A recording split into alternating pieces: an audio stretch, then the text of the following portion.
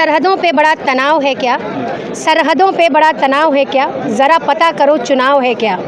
तो फ़लस्तीन का मुद्दा हिंदुस्तान में एंट्री ले चुका है और जिस तरह से इस मुद्दे को लेकर नेताओं के अलावा से ज़रा ये कैमरा घुमाइए और जनता की तरफ लगाइए, तब आपको पता चलेगा कि जनता के दुख क्या हैं। देखिए, सबसे पहली बात है 2024 चुनाव की बातें होती हैं और सबसे बड़ी बात एक शेर के साथ मैं कहना चाहूँगी कि सरहदों पे बड़ा तनाव है क्या? सरहदों पे बड़ा तनाव है क्या? ज़रा पता करो चुनाव है क्या? तो फ़लस्तीन का मुद्दा हिंदुस्तान में एंट्री ले चुका है और जिस तरह से इस मुद्दे को लेकर आज पहली बार जब से जंग आज़ादी से लेकर अभी तक जो लफ्ज़ इस्तेमाल किए हैं सरकार ने, पीएम मोदी जी ने जो अपने ट्वीट से जाहिर किया है कि हम इजराइलियों के साथ हैं, तो ये बड़ा निंदनीय है क्योंकि हिंदुस्तान, भारत वो हमेशा फ़लस्तीन के साथ रहा है।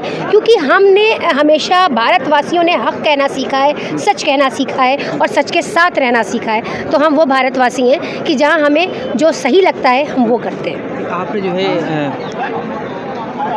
आपने चुनाव में जो है फ़िलिस्तीन और इजराइल को जोड़ दिया, मगर जो हमास की तरफ से अटैक किया गया तो प्रधानमंत्री मोदी साहब ने उस अटैक को जो है गलत ठहराया और उन्होंने उस मामले में इजराइल के साथ है। बाकी जो है देश जो है पहले भी फ़िलिस्तीन के साथ था और अब भी जो है ऑफिशियल बयान है। देखिए, जब अभी फ़लस्तीन पे आज से थोड़े दिन पहले जब हमला हुआ था तब तो निंदा नहीं की गई थी, तो आज जब उनको जवाब मिला है हमास को तो आप निंदा कर रहे हैं। आपने उस वक्त निंदा नहीं की जब औरतें, बूढ़े, बच्चे मारे जा रहे थे फ़लस्तीन में, तब आपको निंदा करनी चाहिए थी। तो ये चीज़ गलत है और कहीं ना कहीं आज भी लोग हिंदू मुस्लिम की राजनीति करके उसे भुना रहे हैं। तो मुझे बहुत अफसोस होता है कि हम इस वक्त हिंदुस्तान में जिस वक्त कहते हैं मुसलमानों ने बड़ी कुर्बानियाँ दी, जंग आज़ादी में हमारा बड़ा हिस्सा रहा, तो हमें अफसोस इस बात का है कि आज हमारी वैल्यू ख़त्म हो चुकी है। हमारी पॉपुलेशन जिस हिसाब से, उस हिसाब से हमें अधिकार नहीं मिल रहे, उस हिसाब से हमें हक़ नहीं मिल रहे। वो जाति जनगणना जो कही जा रही है क्यों नहीं करा लेते भाई?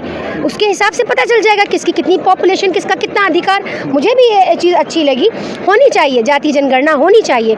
लेकिन बहुत अफसोस है कि आज हम पहले तो रोज़गार और शिक्षा और स्वास्थ्य को लेकर जो बढ़ रहे हैं, तो पहले अपनी जानों को बचाए ना। आज मॉब लिंचिंग आपने देखा, आज यही भाजपा सरकार जो कहती है मुसलमानों के हितैषी हैं। ठीक है मोदी जी, आप मुसलमानों के हितैषी हैं। योगी जी कहते हैं कि मैं मुसलमानों बहनों का हितैषी हूँ। तो मैं ये कहना चाहती हूँ, जब मुसलमानों की लिंचिंग होती है, जब उनके हिजाब को लेकर बात आती है, जब उनके कुरान को लेकर बात आती है, जब उनके पैगम्बरों को लेकर बात आती है, तब तो आपके स्टेटमेंट नज़र नहीं आते। तब तो आप नहीं कहते कि ये मुस्लिम समुदाय के साथ या एक समुदाय के साथ ये गलत हो रहा है। और जिसने जो जातीय जनगणना की बात की, बिहार में जातीय जनगणना हुई है, उसके बाद जो आंकड़ा आया है तो जो ज़्यादा परसेंटेज में है वो सत्ता में भी रहा है पहले, और अब भी वो हिस्सेदारी की बात कर रहा है। मगर दूसरी जो सबसे बड़ी आबादी जो बिहार के जनगणना के मुताबिक मुस्लिम है, उसको तो अभी भी जो है बाकी जो सेकुलर पार्टियों को जिताने की बात कर रहा है, वो तो हिस्सेदारी की मांग कर ही नहीं रहा है। वो चाह ही नहीं रहा कि एजुकेशन में या फिर जो है बाकी चीज़ों में उसका हिस्सा मिले। देखिए, आप लोग ये देख रहे हैं कि अभी जब से बिहार में हुआ, हमेशा से मुख्यमंत्री नीतीश यादव जी रहे, फिर ये तेजस्वी यादव जी हैं, लालू प्रसाद यादव जी। क्या कभी किसी ने ये सोचा कि हमारे ही समुदाय का भी एक मुख्यमंत्री होना चाहिए, आना चाहिए? क्या ये इस चीज़ की जिम्मेदारी हमारी नहीं? हमारे पास क्या सिर्फ हमें एक लॉलीपॉप दे दी जाती है, एक टिकट दे दिया जाता है लॉलीपॉप की तरह, चाहे सांसदी का पकड़ा दिया जाए, चाहे विधायकी का पकड़ा दिया जाए, बस उसमें हम खुश हैं, हम उसमें खुश हैं। पर हम ऊपर उठने की बात नहीं करते, हम बड़े मुद्दों को लेकर नहीं चलते। क्यों? क्योंकि हम डरते हैं, हमें लगता है हम बहुत दबे सहमे। लेकिन हम दबे सहमे नहीं है। हमारा आज़ादी की लड़ाई में हमारा हक़ रहा है, जितना हमारे हिंदू भाइयों का हक़ है उतना हम लोगों का भी हक़ है। तो हक़ की बात की जाए और जायज़ बात की जाए। और प्रधानमंत्री जी को मैं बार बार ये चेतावनी देती हूँ कि जिस तरह से आप मुसलमानों को बार बार टारगेट कर रहे हैं, ये बंद कीजिए, ये ठीक नहीं है। और मैं उत्तर प्रदेश में योगी सरकार से भी कहना चाहती हूँ कि ये मुसलमानों को टारगेट करने वाली पार्टी है। इसने हमेशा टारगेट किया है, हिंदू मुस्लिम की राजनीति का खेल खेला है जो हम सब कोई समझ नहीं पा रहा है। लेकिन समझने की ज़रूरत हमें भी है कि हमने क्या खोया और क्या पाया। हमने अपने लोगों को खोया, अपने बुजुर्गों को खोया, बलिदान दिए, और उन बलिदानियों की आज ये हमारी दशा है कि ना हमें एजुकेशन में आगे रखा गया, ना हमें किसी और चीज़ में, मेडिकल्स में आगे रखा गया। हमें कहाँ पे क्या दिया जा रहा है? कौन सा आरक्षण हमारे लिए तैयार किया जा रहा है? सिर्फ हमसे वोट लिया जाएगा? हम वोट बैंक बनकर रहेंगे? हम वोट बैंक नहीं है किसी का। और अगर हम हम अपने लोगों को उठाकर बैठाना जानते हैं मुख्यमंत्री की कुर्सी पर, तो उतारना भी जानते हैं। कहा तो रहे मोदी सबका साथ सबका विकास सबका विश्वास। देखिए, सिर्फ सबका साथ नहीं, सिर्फ अपना साथ अपना विकास, अपना जितना भी उन्होंने किया है, ना उन्होंने हिंदू का विकास किया, ना उन्होंने मुसलमान का विकास किया, सिर्फ अपना विकास किया है। मुस्लिम के लिए मोदी जी ने बात की है, पसमानदा को जो है वहाँ पे मंत्री यूपी में आपके स्टेट में बनाया है, और मोदी जी भी कह रहे हैं कि तुष्टीकरण की राजनीति पिछली सरकारों ने की है, मुसलमानों का हमने ट्रिपल तलाक जैसा कानून लेके आए हैं, और बहुत सारी चीज़ें उन्होंने। देखिए, इतना बड़ा भी एक लड़की आई थी, वो पाकिस्तान से, क्या नाम था, सीमा हैदर टाइप की।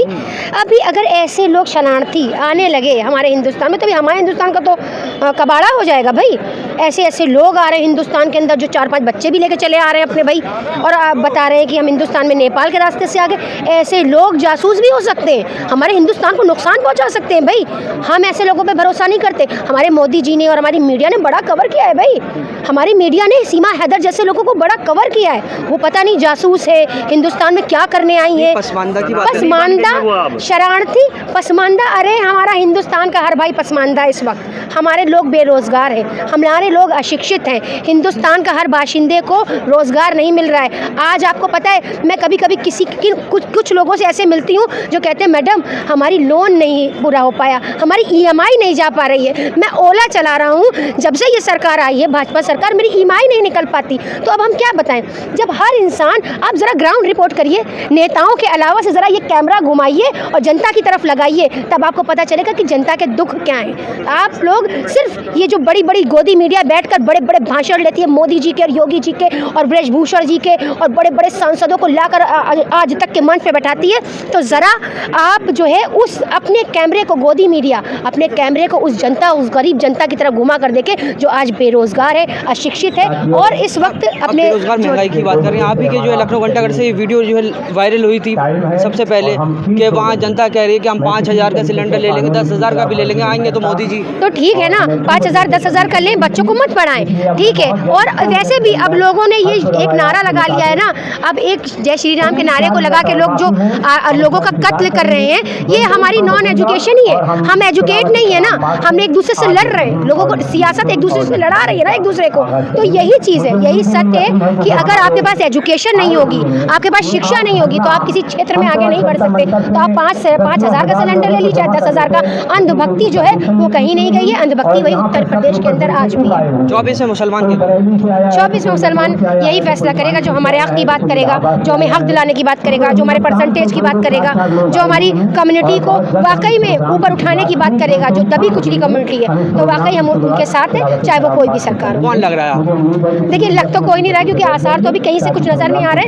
2024 चुनाव करीब है, किसी की कोई तैयारी नहीं है, लोग बस सोशल मीडिया पे बड़े बड़े भाषण दे रहे हैं, सोशल मीडिया पे सारे काम हो रहे हैं, ज़मीनी कोई काम नहीं हो रहा है। तो इसलिए मुझे लग नहीं रहा कि अभी उस तरह से दिशा और दशा बनी है। अभी इंडिया अलायंस, रुक जाइए यार भाई, अभी इंडिया अलायंस की मीटिंग हुई है, उसमें जो है बाकी सारे जो है जो कास्ट हैं उनकी जो है पॉलिटिकल पार्टी उनको जोड़ा गया, मगर जो मुस्लिम है उसमें बदरुद्दीन अजमल हो, असदुद्दीन ओवैसी हो, या और भी मुस्लिम पार्टियां हैं, पीस पार्टी है आपके उत्तर प्रदेश में, उसको शामिल नहीं किया गया। ये हमारी बदकिस्मती है कि हमें तो वोट बैंक समझा जाता है। अरे ये तो आएंगे ही पीछे, ये मुसलमान जाएंगे कहाँ? आएंगे तो हमारे पीछे। इनको शामिल करो और चाहे ना करो, इनको तो अपने पैर की जूती बना के रखो और ये जूते में ही सेफ रहेंगे। तो ये हमारे साथ गलत हुआ है। अलायंस में बिल्कुल सबको रहना चाहिए था, और उनकी क्या नीतियाँ हैं क्या नहीं मुझे नहीं पता, लेकिन मुसलमान लफ्ज़ मुसलमान को इतना नासूर समझा जा रहा है, तो उनके वोट से क्यों उनका वोट इस्तेमाल किया जा रहा है? तो उनका वोट भी इस्तेमाल ना करें, वोट बैंक भी उनका छोड़ दें। जब हमें साथ में शामिल नहीं करना है उन्हें, हमारे टिकट्स अभी तय नहीं हुए हैं, लोकसभा के टिकट्स की कितने मुस्लिम कम्युनिटी को मिलेगा, क्योंकि जो मुस्लिम बहुल क्षेत्र है सिर्फ वहीं से टिकट्स दिए जाते हैं। उसके अलावा से अगर आप टिकट्स बांटें तो वो भी सही है ना, क्यों सिर्फ मुस्लिम बहुल क्षेत्र से मुसलमान को टिकट मिलना चाहिए? क्योंकि वो आपका वोट बैंक है, उसके अलावा से उसका अधिकार नहीं है। तो ये चीज़ें ज़रा ध्यान दें, चाहे वो कोई भी सरकार हो, भाजपा हो, कांग्रेस हो, या समाजवादी हो, या BSP हो, या हमारे असदुद्दीन ओवैसी साहब की पार्टी, जो भी हो, मुझे नहीं पता। XYZ मैं किसी पार्टी से ताल्लुक़ नहीं रखती हूँ, मैं एज अ सोशल एक्टिविस्ट हूँ, जो सही लगता है मैं वो बोलती हूँ और वो कहती हूँ, और मेरा किसी पर दबाव नहीं है। अभी जो है IPS अफसर जो अब्दुल रहमान साहब की किताब आई है, उसमें उन्होंने डाटा दिया है कि बार बार जो है ख़त्म होता जा रहा है। हमारे लोकसभा में हमारी जो हिस्सेदारी थी, हमारे लोग जाते थे, अब वो लगातार जो है हर बार कम होता जा रहा है। इस बार 26 पहुँचे हैं। बिल्कुल सही कहा उन्होंने, और मैं उनकी बात से बिल्कुल सहमत हूँ। ख़त्म होता जा रहा है, और मेरे ख्याल से अभी जो लोकसभा टिकट्स हैं वो भी इसमें बहुत पार्शलिटी होगी, हमारी कम्युनिटी को छोड़ दिया जाएगा। तो सुनिए, मैं यहाँ से सबसे बोल रही हूँ, आपके टिकट के मोहताजगी नहीं है। आप देंगे टिकट तो दैट्स गुड, वेरी गुड। नहीं देंगे तो निर्दलीय काफ़ी हैं हम अपने बाउल क्षेत्र से लड़ने के लिए। अगर आपको लग रहा है कि सिर्फ जो है हमारे क्या नाम है हमारा वोट बैंक इस्तेमाल करेंगे तो वो भूल जाएं। हम निर्दलीय भी काफ़ी हैं लड़ने के लिए और हमें पता है कि अपनी जगह अपनी ज़मीन कैसे बनानी है। हमारे बड़े बड़े जो बुजुर्गाने दीन गुजरे हैं और आप देख रहे हैं सर सैयद अहमद खान ने भी बहुत एजुकेशन को लेकर काम किया। तो ऐसा नहीं, उनकी बेटियाँ भी आज यहाँ मौजूद हैं और सियासत को अगर मजबूत बनाने के लिए आगे बढ़ना पड़ेगा तो निर्दलीय खड़े हो जाएंगे। टिकट की मोहताजगी नहीं है। लेकिन अगर कोई भी सरकार, कोई भी चाहे समाजवादी हो, चाहे वो भाजपा हो, चाहे वो कांग्रेस हो, चाहे वो बीएसपी हो, चाहे वो किसी की भी पार्टी हो, अगर वो मुसलमान को अप्रोच करती है और मुसलमान को टिकट्स बांटती है तो गुड, हम आपके साथ हैं। और अगर आप इसमें भी पार्शियलिटी करते हैं तो आपका टिकट मुबारक आपको, हमारा निर्दलीय हमें मुबारक। शुक्रिया। फिलिस्तीन को लेकर बात कर लेते हैं। अभी जो है AMU में प्रोटेस्ट निकाला गया, उसके बाद उन पर मुकदमा हो गया, क्या? हाँ, ये देखिए, हम लोग जहाँ जहाँ अपने हक़ की लड़ाई लड़ते हैं तो हमारे ऊपर मुकदमे लगाए जाते हैं और हमारे शुरू से यही है कि हमारी कम्युनिटी ने जब जब धरने दिए हैं, आप मुझे ही ले लीजिए, मेरी मिसाल ले लीजिए, मैं खड़ी हूँ आपके सामने, आज भी मैं मुकदमे झेलूँ, मैं बरी नहीं हो पाई और मुझे लगता है मैं बरी भी नहीं हो पाऊँगी। जब तक मैं कब्र के अंदर नहीं चली जाऊँगी तब तक ये मेरे मुकदमे ख़त्म नहीं होंगे। मेरी उम्र से ज़्यादा मेरे ऊपर मुकदमे लगे हुए हैं तो ये मुकदमे ख़त्म होने वाले नहीं हैं। तो जब जब हक़ की आवाज़ उठती है और ख़ास तौर से मुस्लिम कम्युनिटी की, तो उन पर एक मुकदमे लगाए जाते हैं, उन पर एक से बढ़कर एक एक्ट लगाया जाता है, उन्हें गैंगस्टर साबित किया जाता है, उन्हें ये कहा जाता है कि ये जो है जिहादी हैं, फसादी हैं, हमें इस तरह का रोल मॉडल बनाया जाता है। लेकिन जब कोई अदर कम्युनिटी, याद रखिए, जब कोई अदर कम्युनिटी धरना करती है उसके खिलाफ एक भी मुकदमा नहीं होता है। आज मैं कुछ साल पहले इसी जंतर मंतर पर, साल नहीं महीना हो गया होगा, आई थी, याद है आप लोगों को ना, पहलवानों के धरने में पहलवानों पर कितने मुकदमे हुए बताएं? जब मैं यहाँ से पहलवानों का धरना देकर वापस लौटी उत्तर प्रदेश तो मेरे ऊपर 4 मुकदमे लिखे गए। अच्छा, हमारी ये है फ़र्क हमारा, ये हमारी फ़र्क, हमारी कम्युनिटी के साथ फ़र्क। हमारे ऊपर मुकदमा लगाया जाता है और जब कोई और धरना देता है तो उसे मुआवजा दिया जाता है। भाई, माफ़ियाँ मांगी जाती हैं, हमसे कोई माफ़ी नहीं मांगता। जब हमसे कोई माफ़ी नहीं मांगता, जब हमारे ऊपर इतने मुकदमे लगाए जाते, हमारी जब कोई सुनता नहीं, तो ठीक है ना, हमारा वोट बैंक हमें ही मुबारक।